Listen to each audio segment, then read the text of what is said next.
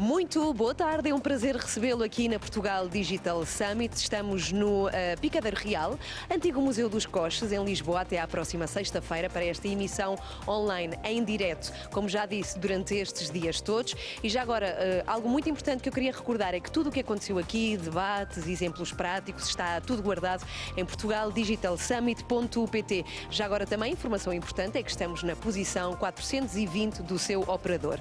Nesta tarde temos muitos assuntos para debater. Ouvirá falar bastante do setor do turismo, de soluções práticas para a transição digital e ainda das melhores formas de gerir a empresa em picos de procura. Duas notas importantes também, a agenda, portanto a programação daquilo que vai acontecer hoje está também em portugaldigitalsummit.pt e outra informação importante que eu queria aqui deixar é que às 18h40 pode contar com o resumo do que aqui aconteceu durante todo o dia na secção de notícias. Bom, vamos já de seguida receber mais um painel e vamos ter em cima da mesa temas tão apelativos como a inteligência artificial, a robótica e o 5G. Um dos nossos convidados estuda o comportamento das pessoas através de câmaras de vigilância. Por outro lado, vamos ouvir o testemunho de quem trabalha numa das maiores empresas de tecnologia do mundo. A mediar este painel temos o jornalista Vítor Norinha. Bem-vindo ao painel Tech Immersion Talks. Boa tarde.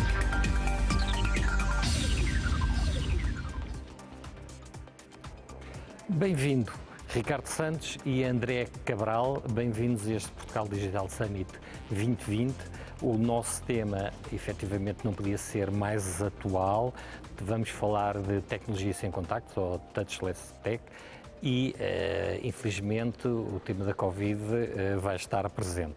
Eu vou começar pelo André Cabral e a quem vou perguntar até que ponto é que o coronavírus está a estimular a procura por tecnologia touchless. E já agora, de que tecnologia é que estamos a falar? Okay. Olá, Vítor. Em primeiro lugar, bom dia, obrigado pelo convite. Eu acho que nós vivemos um momento onde nunca foi tão importante a tecnologia para o desenvolvimento daquilo que é a nossa sociedade. Mais do que o desenvolvimento dos nossos negócios e a forma como a economia pode se desenvolver, eu acho que nós vivemos um momento muito difícil e onde claramente a tecnologia vai ser e deveria ser um dos principais impulsionadores para nós podermos encontrar soluções, nomeadamente a tecnologia touchless, para resolver determinado tipo de ameaças ou inclusivamente de oportunidades que nós podemos ter daqui para diante. Eu acho que a tecnologia, e profundizando sobretudo na tecnologia touchless, aquilo que nós estamos à procura sobretudo é entender como é que a tecnologia vem dar resposta a um conjunto de necessidades, não é? Eu acho que a touchless é uma maneira de chegar perto do usuário, sem que ele tenha que efetivamente ter um contacto frequente, consciente e muitas vezes até direto com a própria tecnologia. Eu acho que esse é o grande desafio numa primeira parte relativamente àquilo que é o coronavírus, que foi parte da sua primeira pergunta. Eu acho que tudo o que vem depois é onde está realmente a grande oportunidade, que é como é que eu consigo fazer com que a experiência desse mesmo usuário seja não só a melhor possível, como também, por outro lado, eu consigo aprender de tudo aquilo que é a interação desse mesmo usuário com a tecnologia e daí conseguir encontrar outros benefícios que nos vão poder ajudar a todos a melhorar ou o serviço a esse mesmo usuário, cliente, paciente, a quem nos estamos a dirigir, mas sobretudo já incorporando aquilo que para mim é fundamental, que é como é que nós podemos aprender através de tudo o que é a leitura de dados, e daí extrapolar tendências e forma de poder chegar mais perto dele com mais facilidade. Muito bem. O André trabalha na Philips, uma multinacional com produtos de consumo, e já lá voltaremos até que ponto é que isso é importante. Pergunto ao Ricardo Santos, que está na Heptasense, uma empresa de tecnologia sem contacto e que funciona com tracking das pessoas, usando métricas como roupa, cor, etc., mas em que efetivamente a pessoa nunca é identificada. Eu quis fazer esta sinopse do que é a empresa para se perceber estas novas tecnologias. O que lhe pergunto é que se o Covid acelerou a procura desta tecnologia e o que é que isso pode estar em causa a proteção de dados quando se está a usar já algo tão profundo como a sua empresa tem usado para os vários projetos. Sim, sem dúvida que o Covid veio a abrir muitas portas para seguir o consumidor usando câmaras.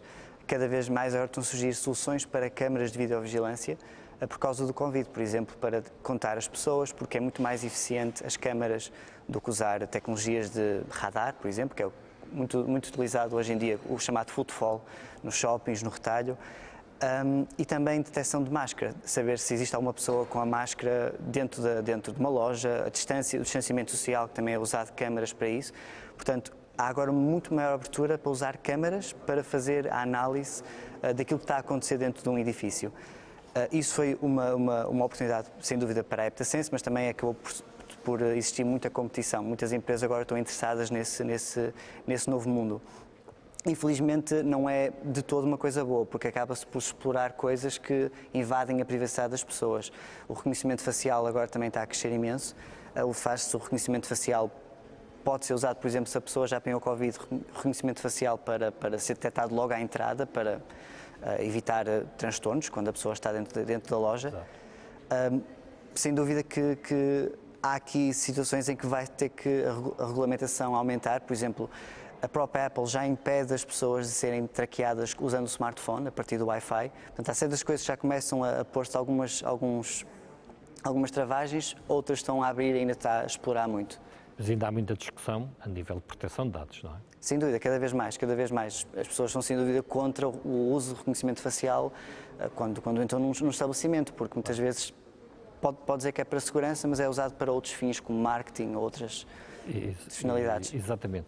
E a propósito de grande consumo, volto ao André para lhe perguntar que inovações é que estão a ser lançadas e que eventualmente têm a tecnologia sem contacto por base. Embora tudo demore muito tempo, até entre pensar um produto, desenhar um produto e levá-lo ao consumidor final, não é? E o consumidor final aceitá-lo. Sim, eu acho que hoje em dia os tempos também reduziram-se muito rápido, não é? E a vantagem de trabalhar numa multinacional é que nós contamos com todo um departamento de I+D que começa no consumidor, não é? Eu acho que isso é uma vantagem competitiva para as empresas que assim o fazem. Mas também é verdade que hoje em dia o mercado global é cada vez mais competitivo e temos empresas ou pequenas startups que começam a nascer, mas com o seu conceito de inovação conseguem acelerar anos relativamente àquilo que é um processo normal de uma multinacional em poder trazer essas mesmas inovações. Eu acho que como empresa nós temos de estar todos alerta porque é importante entender e aí sobretudo é focar no tema da rapidez. Nós como empresa nós estamos focados em duas áreas muito claras para nós, portanto, sobretudo na área da saúde e da prevenção e aí queremos trazer cada vez mais produtos em que possam permitir às pessoas terem uma melhor qualidade de vida, que possam comer melhor, que possam viver sobre determinados padrões de qualidade, que lhes permita que a tecnologia os ajude nesse sentido. E aí nós estamos muito mais enfocados naquilo que é a conectividade desses mesmos devices, não é? A conectividade é um mundo enorme e nós temos que entender como é que ela vem dar valor ao próprio usuário. Nós estamos a lançar neste momento nos Estados Unidos, uma das nossas categorias tem a ver com aquilo que são as escovas elétricas, portanto tudo o que é a parte de higiene oral como categoria em si mesmo. E nós estamos numa fase em que não só a tecnologia é fundamental, mas também aquilo que é o serviço ao consumidor. E estamos a integrar, por exemplo, serviços que já vêm de base com a própria escova, em que eu posso ter uma teleconsulta com o dentista, onde eu posso fazer um seguimento da minha saúde e da minha higiene oral. Portanto, nós queremos de alguma maneira que o produto já seja uma extensão daquilo que são os procedimentos e os critérios de viver de uma maneira saudável, consciente, não é? Porque eu quero ter essa informação disponível e quero de alguma maneira ser também dono dessa mesma informação. Estávamos há bocadinho a falar da privacidade dos dados e eu acho que muitas vezes nós esquecemos que o próprio usuário quer controlar a sua informação e quer saber onde é que ela está e ter acesso a ela, não é? E neste sentido para nós é importante que ele seja o dono da informação, mas que ele tenha acesso através dos nossos produtos a um conjunto de outros serviços que lhe permite melhorar aquilo que é o seu conhecimento sobre si próprio, sobre a sua saúde. O que significa que a literacia é crucial, não é apenas a literacia financeira, mas literacia tecnológica, é isso? Eu acho que não haverá futuro, no futuro não haverá futuro para a info-exclusão? Eu acho que essa é uma discussão que ainda vai demorar algum tempo. e eu acho que ela não tem grande sentido neste momento. Eu tenho 2 filhos e eu costumo pensar da seguinte maneira, não é? Há uma resistência, nós queremos acelerar as tecnologias à geração mais jovem, não é? Mas eu acho que eles não vão sequer sentir a necessidade porque o mundo avançou demasiado rápido e nós vamos ter outros tipos de métodos de interação com a tecnologia do que aquilo que tivemos há 10 anos atrás. Para nós e para mim, que me considero jovem, faz-me alguma confusão a velocidade com que nós partilhamos dados hoje em dia, mas também entendo que existe neste momento uma grande discussão e existem muitas empresas neste momento a tratar de ciberseguridade por isso mesmo, porque vai ser basicamente a chave do futuro para que a tecnologia possa conviver entre nós de uma maneira segura. Claro. Ricardo, pergunto-lhe o seguinte, nós estamos, sempre começamos por ouvir falar a tecnologia sem contacto na banca, nos pagamentos, inclusivamente durante este período, aquele limite mínimo dos, penso que era de 20 euros, subiu para 50 euros para pagamentos simples, mas mais do que a parte de banca, nós vamos ouvir falar no futuro de fim do dinheiro físico, fim das assinaturas dos documentos, fim dos pedidos presenciais em supermercados ou em hotéis. Isto é aquilo que a tecnologia sem contacto nos vai possibilitar? Sem dúvida que sim. Começa-se a dizer que as empresas estão-se a tornar mini-bancos. Portanto, um Facebook agora consegue fazer as transações a partir da própria aplicação, um shopping também já começa a ser dono das suas transações, isto porque estas empresas têm informação que muitas vezes o banco não tem e é mais fácil ceder um empréstimo a uma pessoa com o tamanho de informação que um Facebook tem ou estas empresas têm do que ir a um banco pedir um empréstimo e ter que dar provas disso mesmo. Muitas vezes é um processo demorado e dizem que os millennials não gostam desses processos, não gostam de interagir com a pessoa num banco. Sem dúvida que a digitalização veio a acelerar esse mesmo processo e tem... Permita que o interrompa. Significa que no futuro ter bancos ou ter seguros é desnecessário com nova tecnologia, ou seja, iremos funcionar em plataformas. Estas estruturas que hoje existem num futuro próximo serão desnecessárias? É bem possível que sim. O conceito que nós temos de ir a um banco para pedir um empréstimo vai, sem dúvida, deixar de existir, sim. Todas estas funcionalidades, ainda Ricardo, significa que teremos de estar sempre conectados, ou seja, nós vamos passar a viver da conectividade. Assim, é um trade-off que temos de fazer. Para nós conseguirmos usar essas plataformas, temos de dar os nossos dados. Muitas vezes, lá está, uma plataforma como o Facebook parece que é grátis, mas no fundo estamos a pagar com os nossos dados, exatamente. Tem as suas vantagens, como tem as suas desvantagens. Somos, de certa forma, manipulados muitas vezes com essa informação, manipulados com marketing, mas no fundo nessa a direção, a simplicidade e a melhoria da rapidez dos produtos acaba por ser esse trade-off. Esse trade-off não vai ser fácil. É bastante bem assimilado por pessoas mais jovens, porque gostam de passar hoje em dia as pessoas gostam de partilhar o que é que comem, o que é que fazem, quase que já veem isso como o dia-a-dia, uma coisa normal. Criou-se esse conceito do influencer, somos todos influencers, mas acaba por ser, na minha opinião, um engano, mas é assim que se entra nos mais jovens. Ou seja, passar informações pessoais será o futuro. É sim, é a troca por esse tipo de serviços. Exato. Eu pergunto ao André, na medida em que está à frente na área de marketing da Ibéria, de uma multinacional, que tem investido muito, ainda há pouco falava, de tecnologia ligada à saúde, eu pergunto qual o relevo, estávamos aqui a falar de conectividade, qual o relevo da conectividade, do Big Data, da IoT, da realidade aumentada no setor da saúde, uma área onde a multinacional onde trabalha está muito forte.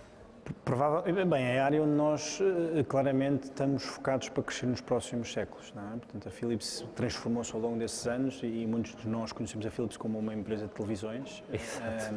Ela evoluiu e o principal negócio de produtos de grande consumo para produtos especializados. Ela ainda continua a ter uma vertente muito conectada com o consumidor, de toda a parte de personal health, onde nós estamos a associar tudo o que são devices que podem melhorar a minha interação, mas realmente é na área da saúde onde nós temos um papel grande, onde já somos líderes de mercado em muitas categorias e onde temos um papel muito relevante. Eu acho que, e voltando se calhar também um bocadinho tocando com a primeira pergunta, eu acho que nós vivemos numa altura onde as grandes empresas, e sobretudo na área da saúde, têm um desafio muito grande, não é? Nós como sociedade em si mesmo, não é? Nós vivemos numa altura em que, de repente, o sistema de saúde foi questionado por uma variável nova, que é a quantidade de necessidade de entrar dentro de um hospital, não é? E aí nós começamos a encontrar temas de gestão de recursos, gestão de tempos, gestão de interações de pacientes, de segurança, de satisfação de paciente, não é? Eu senti que vou com segurança e que tenho uma resposta. Eu acho que a tecnologia tem muito para poder ajudar nessa parte. Nós estamos, sobretudo, enfocados naquilo que é a parte do diagnóstico, do tratamento e também da parte do home care, ou seja, tudo o que seria o pós-tratamento. E aí temos a tecnologia desde de melhorar aquilo que é a qualidade da imagem, como também a própria tecnologia adaptar-se àquilo que vão ser as necessidades do futuro. Eu vou destacar uma porque eu acho que é importante percebermos. Ela é demasiado futurista, ela neste momento não está a ser comercializada, mas nós estamos em tudo aquilo que é o interior tecnológico de um hospital, não é? E sobretudo na área da operação em si mesmo, temos uma capacidade de fazer intervenções minimamente invasivas, de onde antes nós tínhamos que fazer, por exemplo, numa operação de coração, a coração aberto, não é? E isto implicava um conjunto de procedimentos muito demorados para o próprio paciente em termos de recuperação. Neste sentido, nós estamos a ter uma tecnologia e adicionamos, e estamos a desenvolver um bocadinho à semelhança do que foram as Google Lens na altura. Nós temos uma tecnologia de realidade aumentada, onde, para vocês terem uma ideia, um cirurgião, quando está a operar, tem que operar com muita tecnologia à sua volta, não é? Porque ele tem que estar a ler o que está a acontecer e tem que intervir. Nos anos anteriores ele intervinha muito com a sua experiência, a maneira como eu fiz é a maneira como eu vou fazer e vou aprender dela, não é? Hoje em dia ele tem muita informação que lhe permite ter essa capacidade. Portanto, entender que estamos num bloco operatório e temos muita tecnologia ao nosso dispor, ela é às vezes difícil de coordenar em si mesmo. O Philips projetou a necessidade de poder utilizar umas lentes onde eu consigo ver em realidade aumentada tudo aquilo que eu tenho à volta nos diversos dispositivos. É uma tecnologia que me permite interactuar com ela com gestos e com voz, onde eu posso perfeitamente trabalhar sem operar nas minhas mãos, sem ter que mexer com as minhas mãos, e tem a capacidade de integrar uma componente que é 3D, ou seja, para termos uma ideia, um médico para operar precisa de ver, não é? E é isso que para ele é fundamental. E ele tem, através dessa tecnologia, a capacidade de extrair grande parte do sítio onde está a operar, uma artéria, por exemplo, e de vê-la em 3 dimensões à sua frente, de aumentá-la em tamanho e poder definir a melhor estratégia para atacar aquela artéria. Nós estamos a falar de tecnologia que pode salvar vidas, isto é importante que se diga. E tudo isso tem a ver com a utilidade, com a forma como o médico também está relaxado. É um momento de tensão, por mais cirurgias que se faça, é sempre em determinadas cirurgias algum momento de tensão. Portanto, a tecnologia está para ele.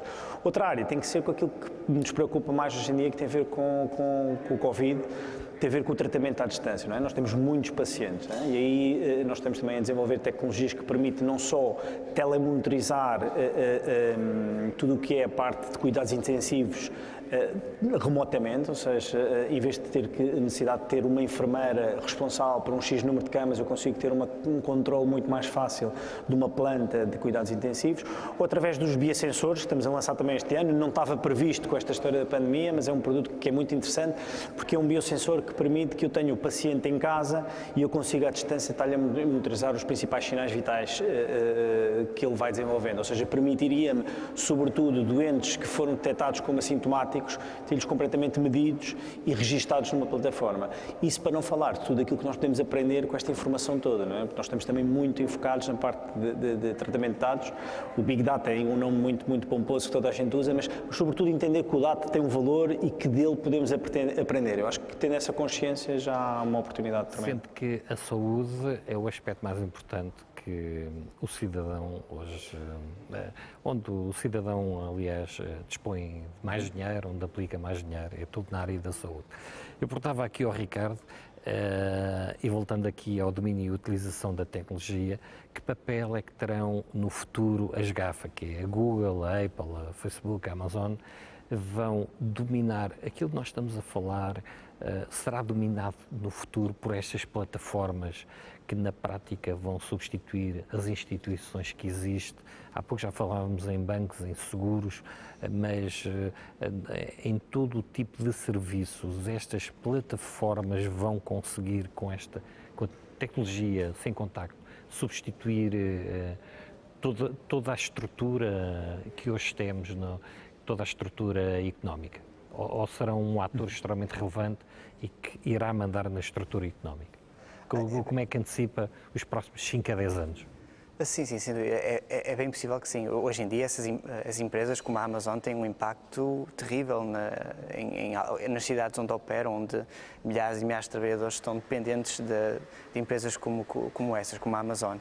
E sem dúvida que agora as empresas já não se focam só no seu produto ou no seu negócio, começam-se a expandir em direções que ninguém fazia ideia, mas que na verdade liga todo o percurso do consumidor. Claro. Todas as necessidades Exatamente, podem ser ali exatamente. satisfeitas a partir daquela plataforma. Exatamente, entram em educação, a própria Google já comprou um espaço de uma cidade onde vai começar a construir apartamentos, assim como a Facebook. Estas empresas querem mesmo estar no controle de absolutamente tudo do cliente. E é bem possível que muitas destas empresas vão se tornar gigantescas e completamente impossível de deixarem de existir. É claro. E com o consumidor sempre para repassar-lhe informações. Pois, cria-se uma dependência.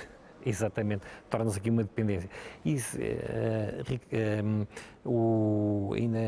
André, ainda são expectáveis mudanças profundas a nível da indústria como o automóvel, o retalho, a hotelaria, as fábricas, os serviços de saúde, os serviços de vigilância?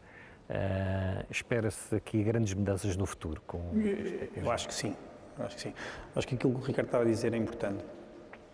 Mas também eu gostava só de adicionar um ponto que eu acho que é importante. Eu acho que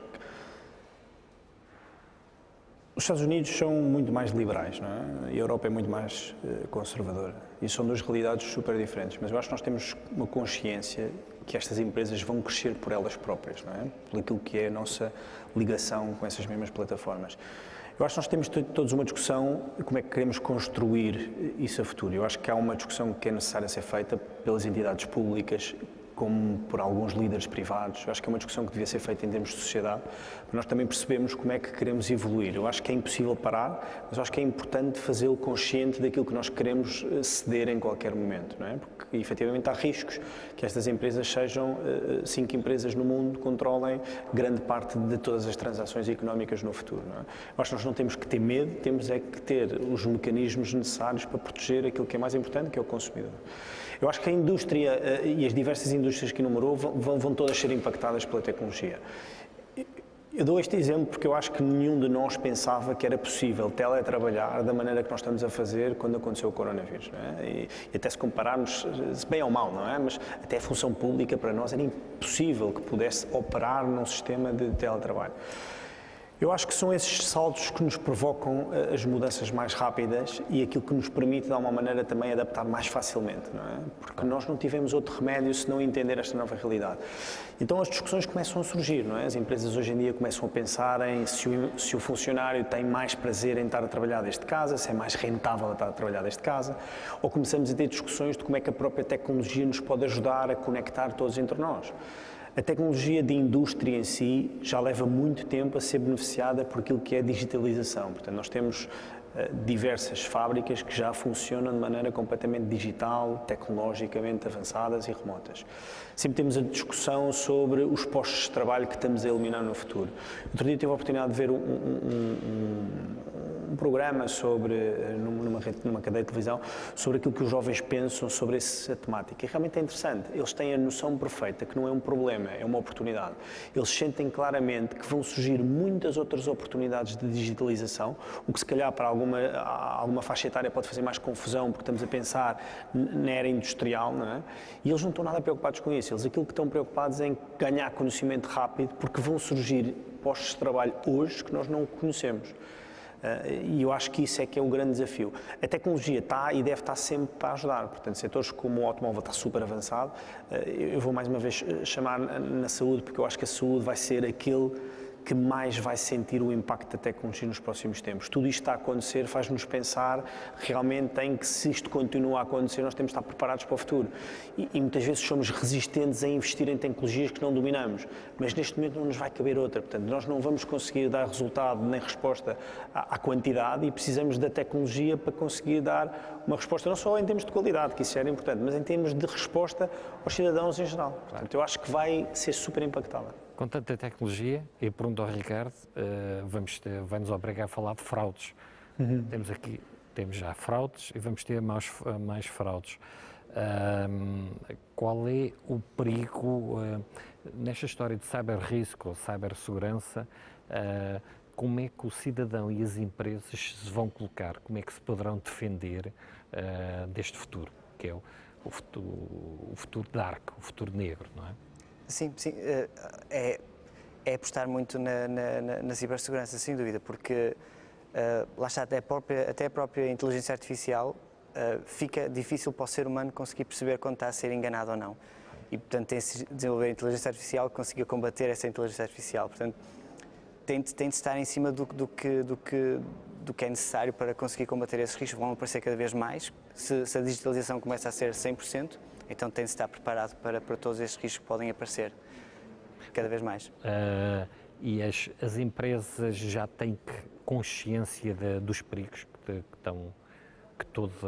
que o cyber-risco, o que é que significa o cyber-risco? As empresas têm essa consciência?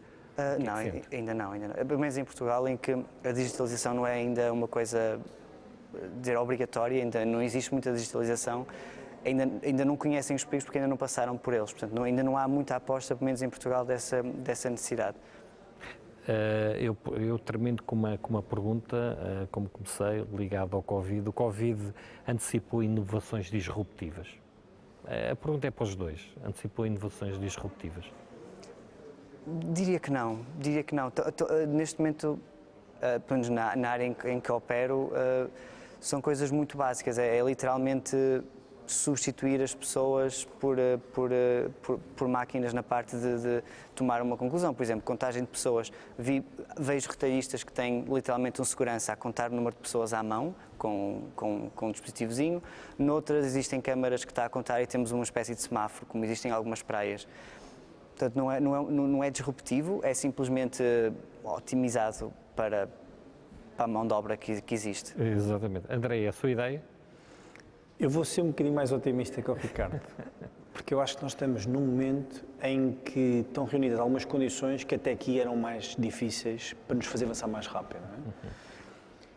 E eu acho que há um perigo muito grande em que, pós esta situação toda, nós voltemos à normalidade, não é? Portanto, e isso é algo que eu acho que para algumas entidades seria o momento para que não deixássemos acontecer, não é?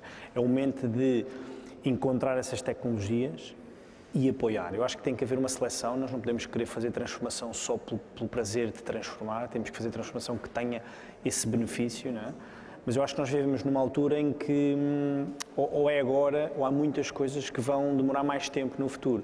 E depois basta nos compararmos com outros países, não é? Há países que vão muito mais à frente do que nós, e eu acho que nós temos um desígnio muito importante em poder nos posicionar numa economia global, e eu acho que pensar, isto é como as pequenas empresas. As pequenas empresas neste momento são líderes europeias porque são digitalizadas 100%. Muito bem. Consumimos o nosso tempo. Muito obrigado, Ricardo Santos e André Cabral, por estarmos aqui, e para mim foi um prazer estarmos aqui no Portugal Digital nesta edição de 2020. Prazer foi nosso. Obrigado.